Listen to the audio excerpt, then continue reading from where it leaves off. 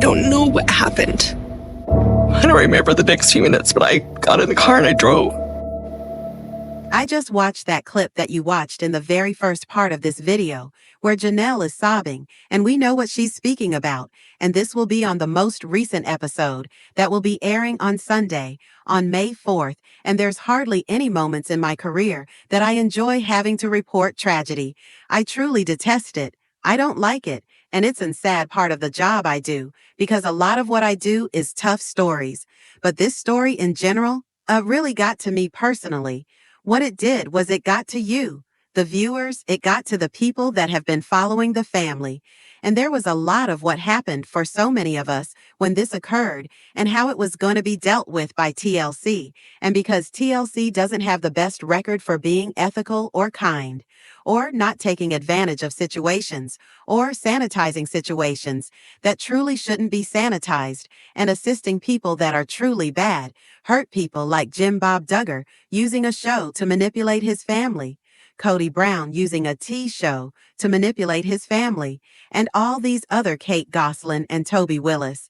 It's just the list continues on and on. All of the individuals on 90 Day Fiancé that has been arrested, and yet there's like no accountability in the TLC world. And we know that on Sunday now that they're going to cover the aftermath, or the tragedy of Garrison Brown's death, and other shows have had to address similar kinds of deaths. But I don't know that any other show has addressed this sort of death. Whitney, who appears on My Big Fat Fabulous Life, her mother passed away, and her mom's death was included in it. But her mom had been ill. Grandpa Duggar and Grandma Duggar's deaths, and Grandma Duggar's funeral appeared on the show, which I felt was so crazy. But again, these were old people that neither had been ill nor had been suffering from illnesses and then passed away. At last, we very seldom get to see, on a show, that somebody who's extremely young, just beginning, spend most of their adult life and then die in such a sad manner. And then when we then have the police reports that reveal what his last text message is, which was to people he worked with, production, people and his dad and Christine and siblings, and and his mom, I want to blame you for the good times, but I can't. I miss those times. And his mom checking in on him, and he tells us he's not doing okay. And we know that this took place in March Church, and the days leading up to this, Kody that season on Sister Wives openly was bullying Garrison and his sons. He called his children jerks. He said that he did not want to speak with them any longer.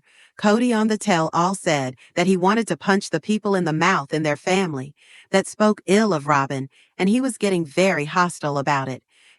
Acting like he needed to defend his wife against his children, making it seem like his children were dangerous for his wife, and her kids alienating his wife, and her kids away from everyone else. And so when Kody is on an episode this week, pretending like he was alienated from the family by his wives, it's really just, it makes me feel sick. It makes me feel sick that Kody still plays the victim, knowing this was a byproduct of everything that occurred.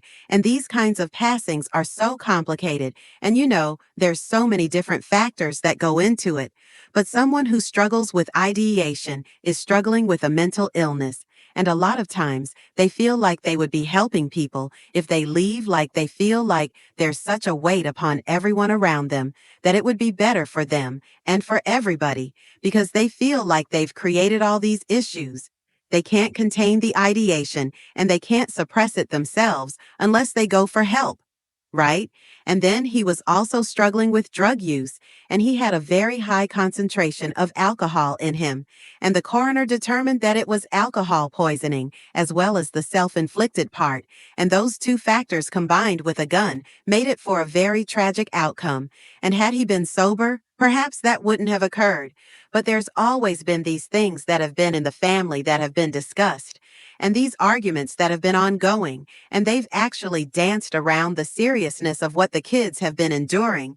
And so this season has been really weird for me, because last season it was so obvious that the kids were struggling and angry and frustrated and wanted to have a voice. And then if you watch this season after the death happened, it was pretty much like TLC is trying to backtrack, right? They're trying to act like what happened before with what Kody said, where Kody said that he was saying all these awful things and he didn't mean it. And he said those things to the camera, like he's attempting to excuse himself of what's about to happen in the show, you know? And because we're now going to be watching it now. And it did occur immediately after everything that occurred in season 18, when he was literally berating his children and cursing, calling Garrison a jerk and telling him he never wanted to speak to him once more.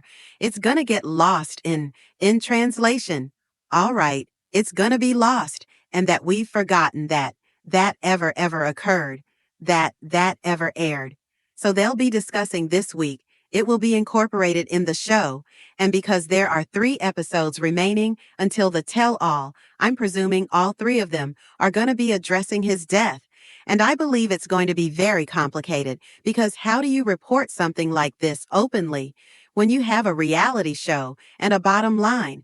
How do you incorporate the fact that much of the conflicts in this family are about the show, are about what he publicly says about them?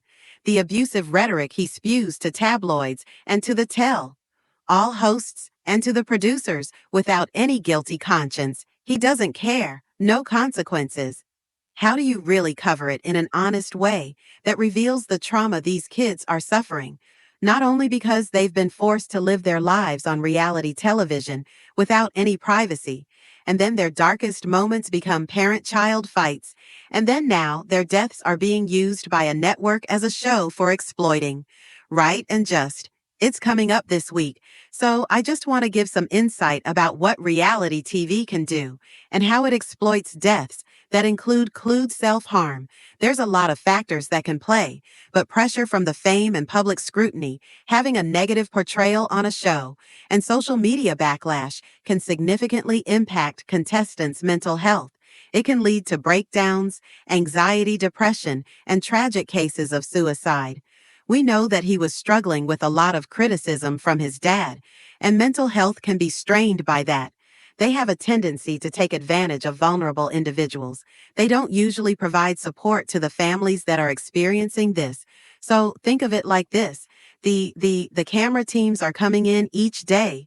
They know that Kody is saying these awful things, and they're not providing resources to the family.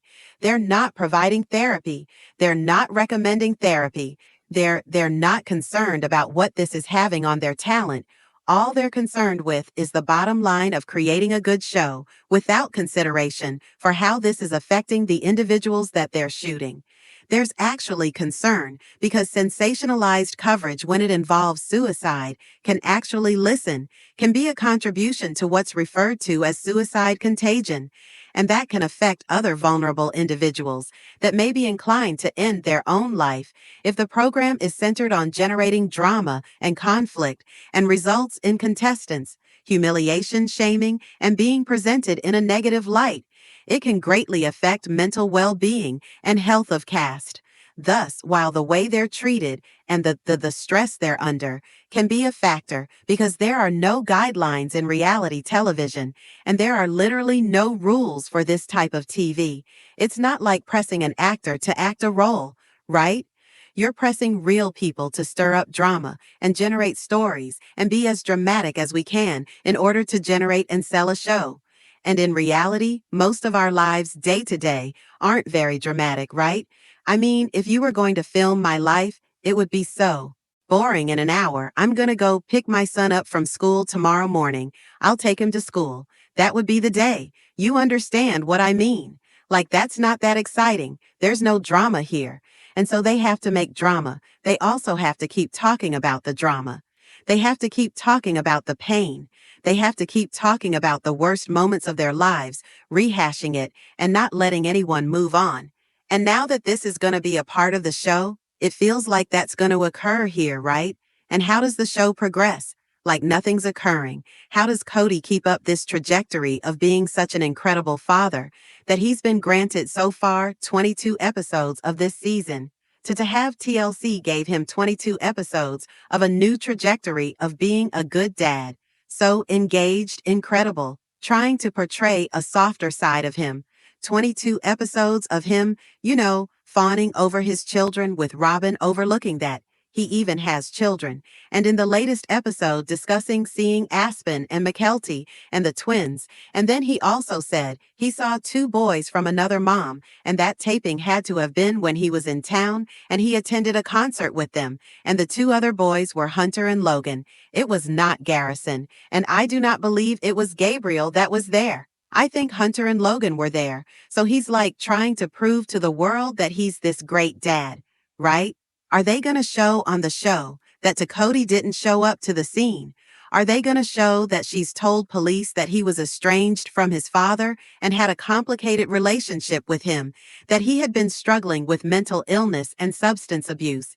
His friends saying that he was grappling with the shame, self-doubt, and his friends posting about the trauma and stress he was experiencing from the show. Is that going to be part of this? Because that would potentially be an eye-opening experience for audiences, but it would likely change that guilty pleasure people have of watching.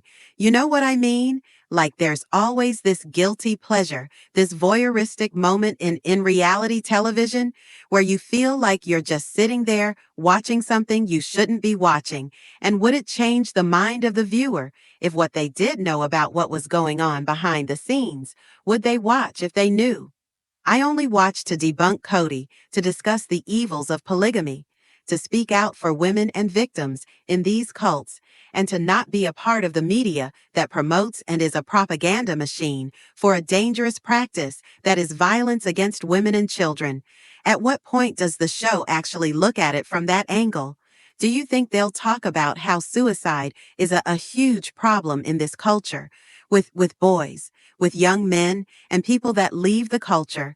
It's a huge problem. They have a greater risk than others due to the shunning, being kicked out of their families, the shame they feel because they've been told their whole life they have to do things a certain way.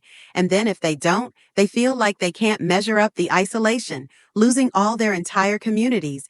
It's more than most can bear. And then lack of education about mental health and getting help and not using medication, because the culture itself makes them scared of doctors, makes them scared of mental illness, makes them feel like the mental illness is their fault, is not supportive of people being on mental health medication, makes them feel like if they're just happier or do more, they can take care of their mental illness.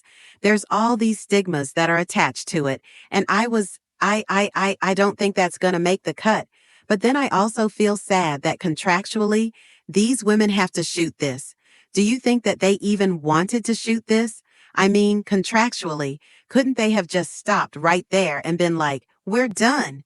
And for TLC to make this now, the last 3 episodes after ignoring him all season, isn't that weird? He hasn't been named once, and we haven't seen him once all season. And suddenly, we've had 22 episodes with no Garrison, and now he's gonna die. It feels really bizarre, so we'll have to see how it plays out. But I wanted to give you the warning, so if you don't want to watch, you don't have to. I will watch it with a heavy heart, and my stomach is in knots. Even doing this video, because I hate it. Garrison Brown's life was cut short, and he was a victim of a polygamous cult and an abusive father. And if you or anyone that you know is struggling with thoughts of suicide or ideation, know you're not alone. Help is available 24/7, 7 days a week. There's a national hotline. Just call 988 in the U.S. if you need assistance, and I'd like to hear what your thoughts are about it. Tell me in the comments below. Thanks so much for watching. If you like this video, be sure to give it a thumbs up. Don't forget to subscribe to the channel if you haven't already, and make sure to click the notification bell so you never miss an update. I really appreciate your support. See you in the next video.